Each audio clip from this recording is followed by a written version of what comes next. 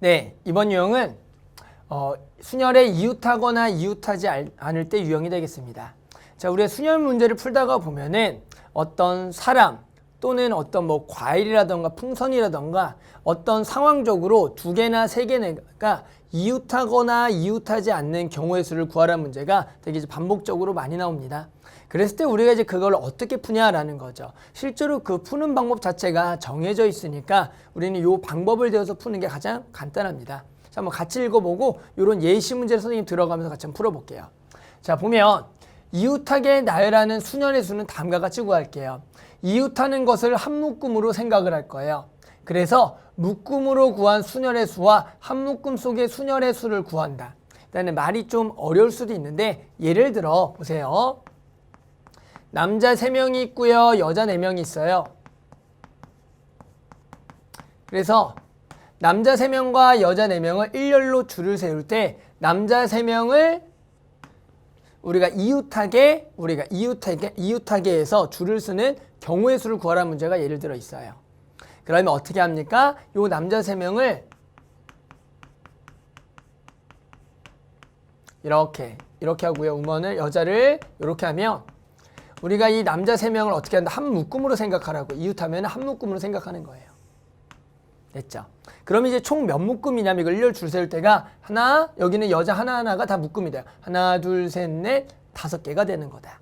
그래서 일단은 요 것을 먼저 나열하는 거예요. 그래서 5팩토리얼이 되겠고요.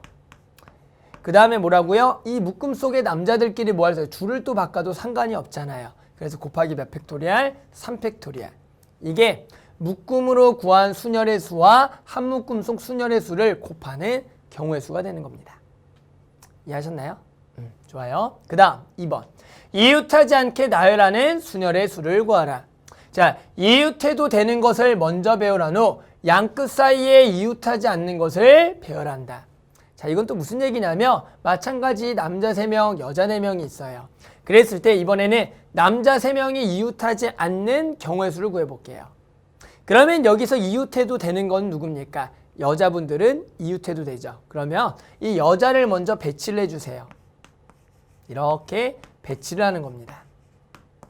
그 다음에 남자는 우리가 어떻게 하냐면은 남자끼리 이웃하지 않으려면 남자는 이 여성분들 사이에 들어가는 거예요. 그러면은 남자는 이웃하겠다 안 하겠다? 안 하겠다가 되는 거죠. 그래서 우리는 먼저 뭘 한다? 요거 여성분들을 먼저 나열을 한다. 4팩. 그 다음에 남자가 들어갈 수 있는 공간은 요 사이니까 하나, 둘, 셋, 넷, 5개 중에서 내가 3 자리를 선택해서 줄을 세우면 돼요. 그럼 뭐가 되겠다? 5P3이 되겠죠. 됐죠? 그래서 항상 어떤 이웃하지 않는 문제를 풀 때는 이웃해도 되는 것을 먼저 배열한 후에 그 사이에다가 이웃하지 않는 사람을 집어넣어서 그에 해당하는 경우의 수를 곱해주면 그게 이웃하지 않는 경우의 수가 되겠습니다. 됐나요?